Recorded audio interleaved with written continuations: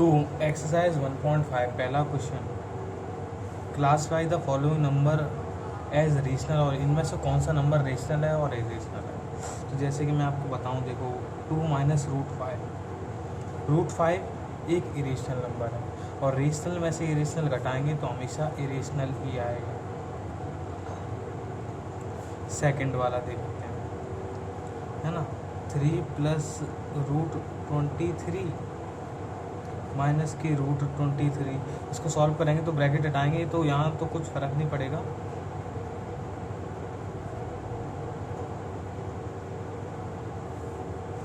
तो ये कट जाएगा और फाइनल में 3 रह जाएगा, और 3 आपका क्या है, रेशनल। ऐसे ही थर्ड, 2√7 अपॉन 2√7, रूट 7 से रूट 7 कट जाएगा, आपका 2 से 2 कट जाएगा, 1 बचेगा, 1 आपका रेशनल है।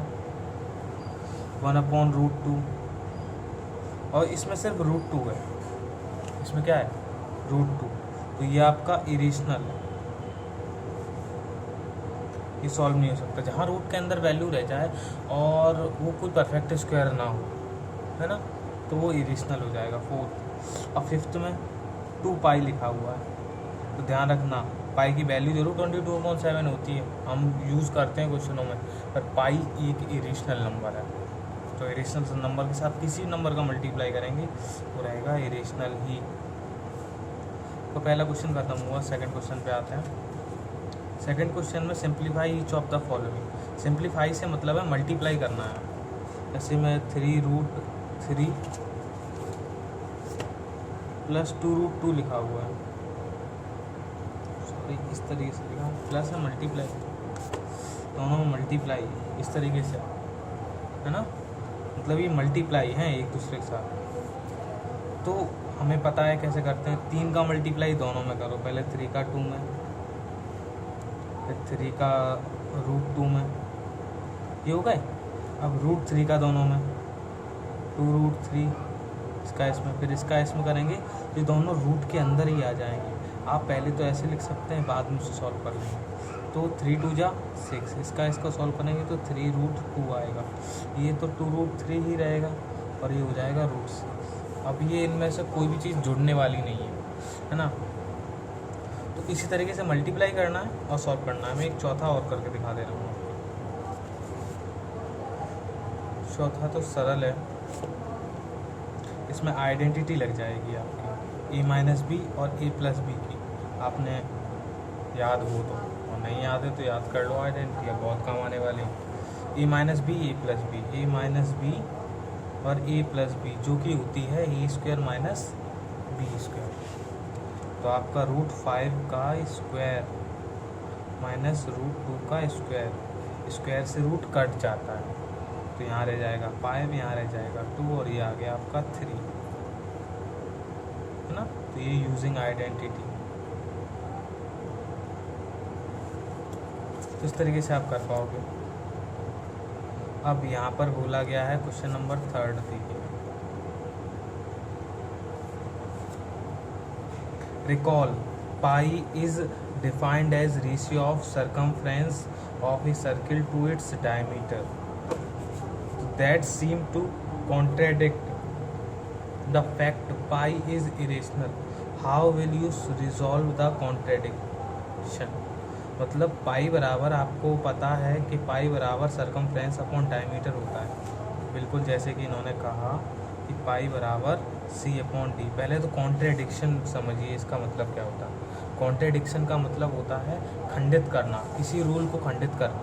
जैसे कि हम कहें कि 1 + 4 = 5 है, तो ये तो सही है, पर अगर हमने लिख दिया 1 + 4 = 3, तो ये आप कह सकते हैं कि ये मैथमेटिक्स के रूल को कॉन्ट्रेडिक्ट कर रहा है ना। कॉन्ट्रेडिक्शन मतलब उसे खंडित कर रहा है, खंडित मतलब गलत साबित कर रहा है ना।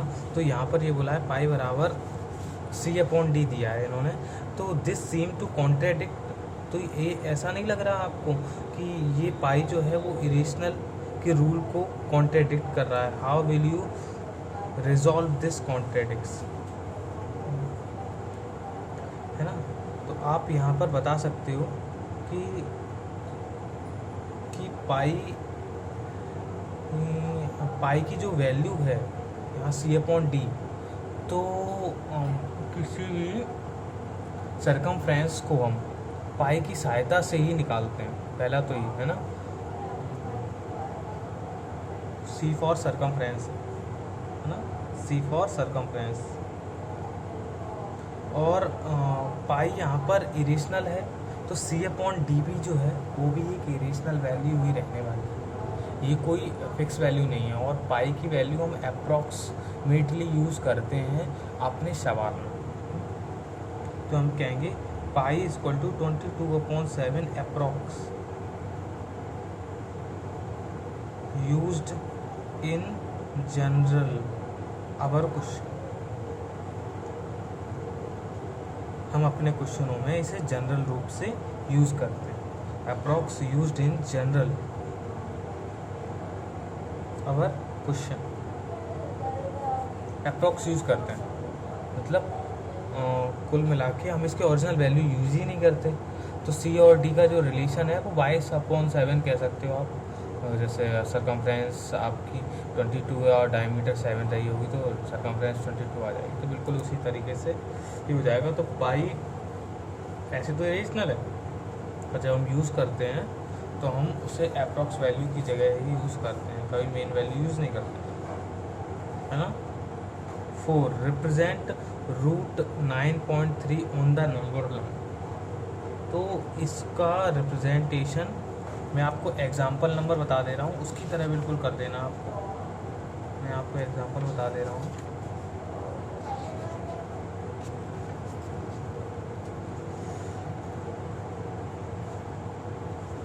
आपको दिया है पेज नंबर 20 पर, आपको ये दिख रहा है, जैसे ये किया है रूट 3.5, तो है ना। तो इसको करने में तो सबसे पहले आपको एक 3.5 लाइन खींचनी है। वैसे ही इसमें आपको सबसे पहले एक कौन सा नंबर था तो देख लेता हूँ, एक सेकंड, एक बार। 9.3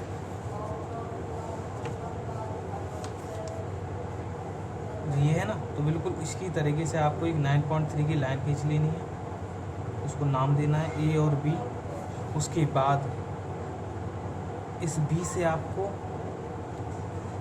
बाद में उसके बाद आप इसके आगे एक यूनिट बढ़ा लीजिए, एक पॉइंट बढ़ा लीजिए, इसको नाम दे दीजिए C, है ना। तो ये हो गई आपकी 1, यहाँ से यहाँ तक थी 9.3, यहाँ से यहाँ तक हो गई 1। अब इसके बाद ये BC, अब यहाँ से आपको क्या करना है, AC का सेंटर पॉइंट पता करना है।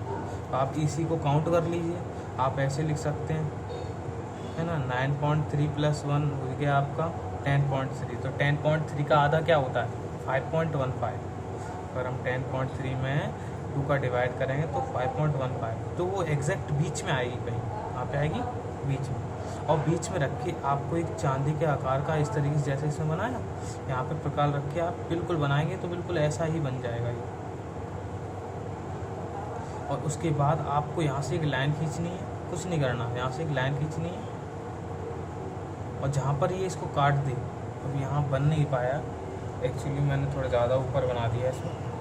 तो बिल्कुल इसी तरीके से आप फिर इस OD को, जैसे उसमें हम करते थे ना, लाइन खींचते थे, मैंने आपको बताया था यहाँ से यहाँ तक, फिर यहाँ इसको इससे मिलाते हैं, वैसे इसको हम इससे मिलाएंगे जहाँ ये ऊपर टच करेगा, इसको हम इससे मिला, इस वाले पॉइंट से, गलत बन गया, इससे मिला दें और फिर इसको ऐसे करके मिला दें।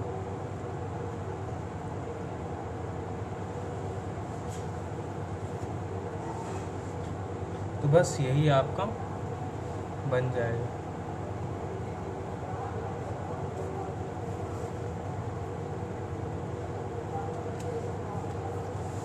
और ये बस ये आपका फिर बन गया रूट 9.3, यहाँ पर बन जाएगा रूट 9.3। थोड़ा प्रैक्टिकली नहीं हो पाया है, इतना कुछ है भी नहीं इसमें, इतना आता भी नहीं है, बस ये है इसलिए मैंने बता दिया आपको। तो मेन चीज़ है वो अब है, अब जो आने वाला है वो है, उसका नाम है रेशनलाइजेशन। ये बहुत परेशान करता है, तो इसको पे आप थोड़ा ध्यान दीजिए। तो पहला क्वेश्चन, रेशनलाइजेशन को पहले आप समझ लीजिए, रेशनलाइजेशन की ज़रूरत क्या है। रेशनलाइजेशन की ज़रूरत इसलिए है क्योंकि क्या होता है कि रेशनलाइजेशन में जो रूट की वैल्यू होती है वो नीचे होती है, न्यूमरेटर डिनोमिनेटर में होती है, और रूट की जो एक्चुअल वैल्यू अगर हम निकालें, तो जैसे हम रूट 2 की वैल्यू निकालें, जैसे आपको ये लिख दिया 1/√, और रूट 2 की वैल्यू होती है 1.41467, इस तरीके से। तो आपको इसे सॉल्व करने में प्रॉब्लम हो जाएगी, आप इसे निकाल नहीं पाओगे, है ना। इसके लिए हम रेशनलाइजेशन यूज़ करते हैं। तो जैसे कि आपका पहला क्वेश्चन 1/√7, तो इसमें आपको क्या करना है, नीचे से रूट हटाना है। तो इसके लिए आपको नीचे ऊपर दोनों में √7 का मल्टीप्लाई करना होगा, जिससे कि क्या होगा, ऊपर तो √7 का 1 में करेंगे तो ये हो जाएगा, और √7 और √7 का स्क्वायर क्या हो जाएगा, √7 का स्क्वायर, और स्क्वायर से रूट कट जाता है, और आपका आ जाएगा आंसर 7 अप। तो आप इसको सॉल्व कर पाएंगे, √7 की कोई भी वैल्यू हो आप उसमें 7 का बड़े आराम से डिवाइड कर सकते हैं। इसके बाद आगे बात करते हैं सेकंड कुछ पार्ट।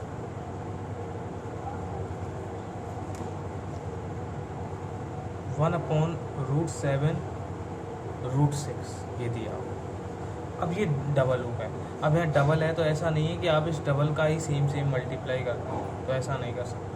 तो इसमें स्पेशल तरीका होता है, आप इसमें कंजुगेट का मल्टीप्लाई करते हैं। कंजुगेट से मतलब होता है जैसा आपका नंबर लिखा है उसके अपोजिट साइन वाले का मल्टीप्लाई आपको ऊपर और नीचे करना है। अपोजिट साइन से मतलब √7 + √6, ये इसका कंजुगेट है। ये माइनस है तो ये प्लस। अब आप ये सोचेंगे ऐसा करते क्यों हैं, तो अभी आप जस्ट 1 सेकंड में समझ जाएंगे। अब आप यहाँ एक रूल देखिए, a - b a + b, तो ये किसका फॉर्मूला है, मैंने आपको बताया था पिछली वाली एक्सरसाइज में, a² - b²।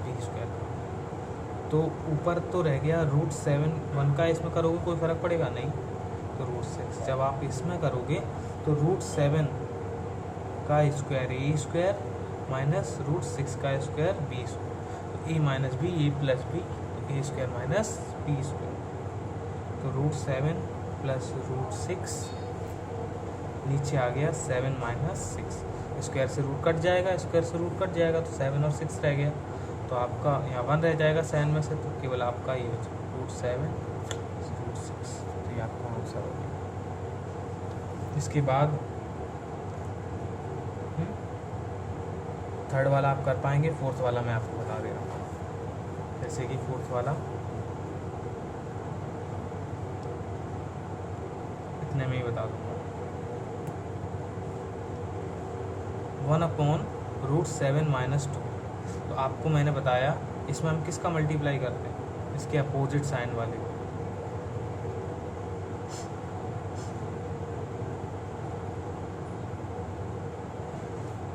ब्रैकेट लगाना ना भूलें, नहीं तो इनका मतलब ही अलग हो जाए। यहाँ माइनस लगा था √7 में -2, या √7 + 2। इससे पहले वाले क्वेश्चन में आप प्लस लगाया, तो आप इसमें माइनस वाले का मल्टीप्लाई करेंगे, √5 - √2 वाले का ऊपर नीचे। तो आप करेंगे इसका इसमें करेंगे तो कोई फ़र्क नहीं पड़ेगा, पर जब आप नीचे करेंगे तब ये हो जाएगा √7 का स्क्वायर - 2 का स्क्वायर, ऊपर वही रहेगा,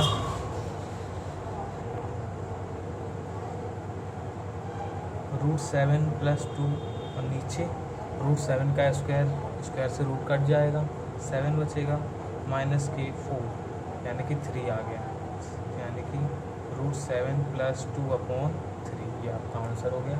इसी प्रकार आपकी एक्सरसाइज ख़त्म हुई।